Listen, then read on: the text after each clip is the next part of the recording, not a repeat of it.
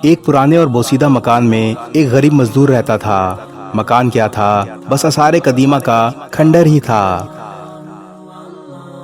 गरीब मजदूर जब सरे शाम घर लौटता तो इसकी बीवी मासूमियत से कहती, अब तो घर का दरवाजा लगवा दें।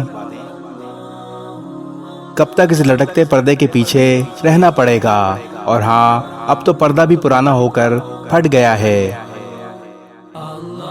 मुझे खौफ है कहीं चोर ही घर में ना घुस जाए। शौहर मुस्कुराकर जवाब देता, मेरे होते भला तुम्हें क्या खौफ।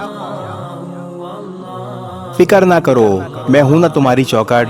गर्ज कई साल इसी तरह बहस व मुबाहिसे में गुजर गए। एक दिन बीवी ने इंतहाई असरार किया कि घर का दरवाजा लगवा दो। बिलाखिर शौहर को हार मानना पड़ी।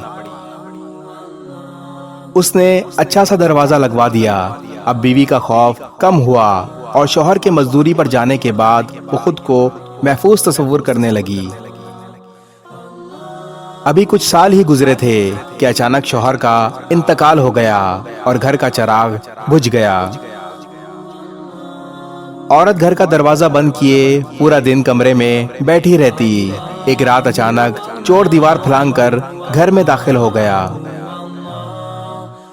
चोर के कूदने की आवाज पर औरत की आंख खुल गई। इसने शोर मचाया तो मोहल्ले के लोग आ गए और चोर को पकड़ लिया। जब देखा तो मालूम हुआ कि वो चोर और कोई नहीं, इसका अपना पड़ोसी है। इस वक्त औरत को एहसास हुआ कि चोर के आने में असल रुकावट दरवाजा नहीं, मेरा शौहर था। इस चौखट से ज्यादा मजबूत वो चौखट थी।